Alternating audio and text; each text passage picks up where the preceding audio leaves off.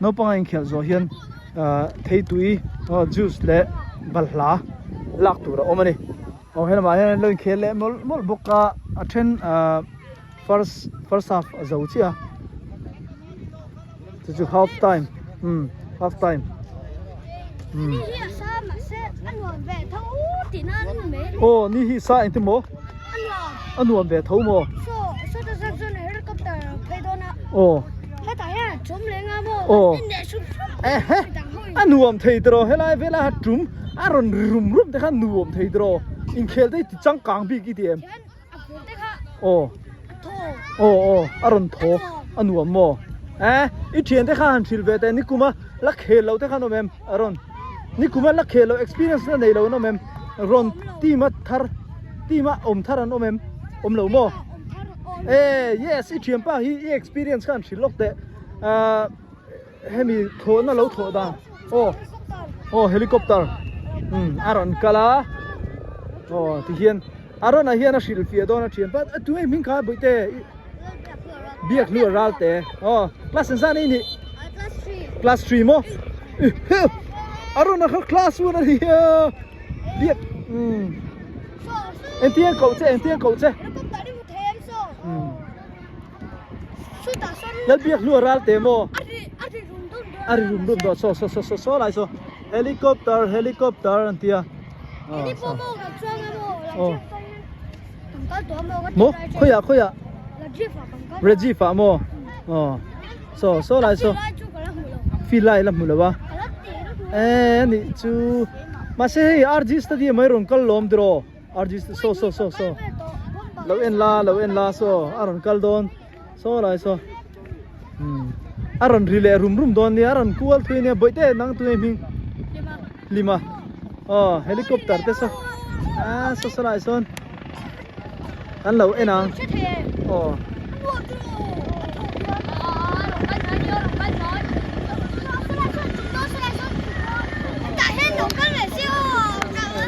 ta hiện anh trùng tiết tàu mấy đó mình lên next sao rồi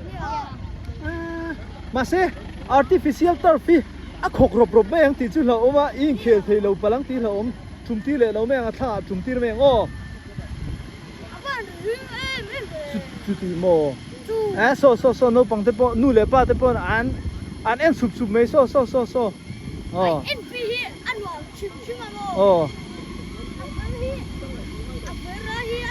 yes anh nuông chín Aron-a hi chani captain anh hi Aron-a hi captain team captain anh hi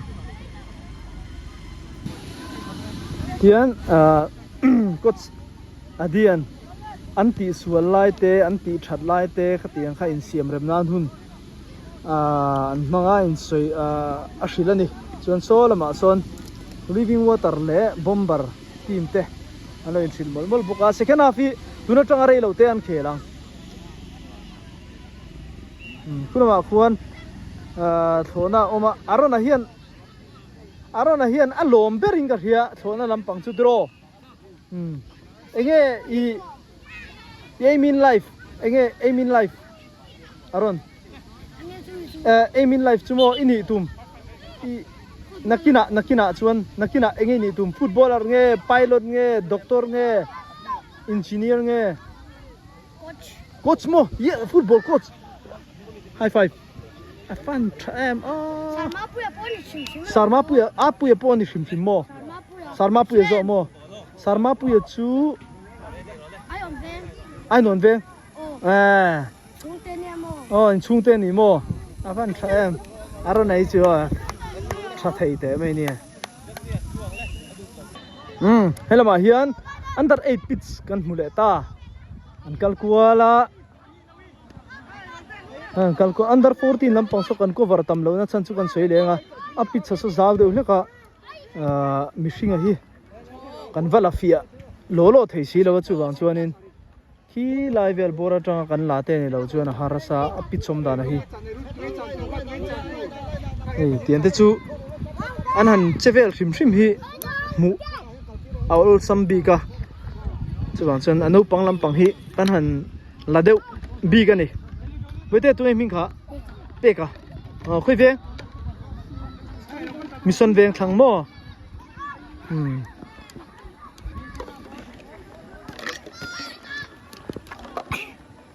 dar som pani alari lo de uleka minute som pasari vel lo mani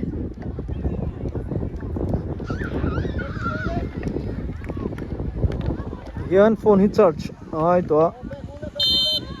sa vang to mai battery health hi tlaniam dok ve dua chang hi chon kan ui viau dona asa ui lei thei lo ania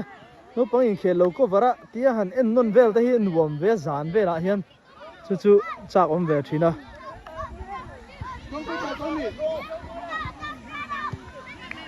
bomber bomber te ne agol thei donem akhalama se an defending alo tai tlat mai ni ne hi chun ne lom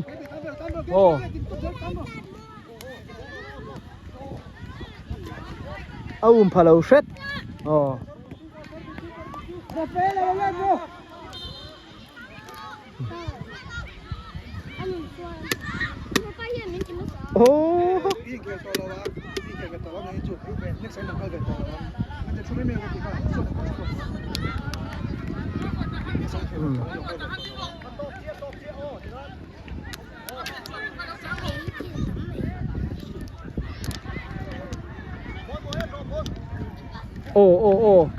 an pet kual rem khopa corner ani tlat mai goal kick ka corner an chua tlat mai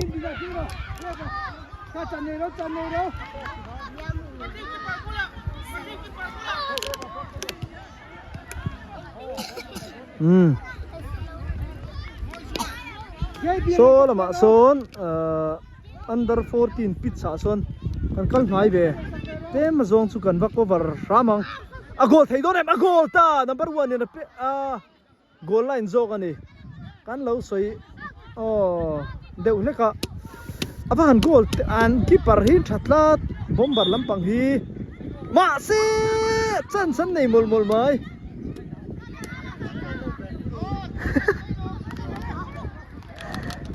kai an pui rep thei khop mai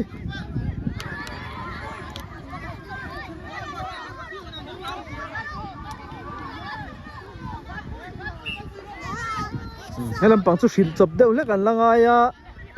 referee tan po hian a ha thak ve thina tia in shil chopa han eng lo zel chu a goal thei chi alo so a goal ta an va attack na khop maya backslamin goal an score le ta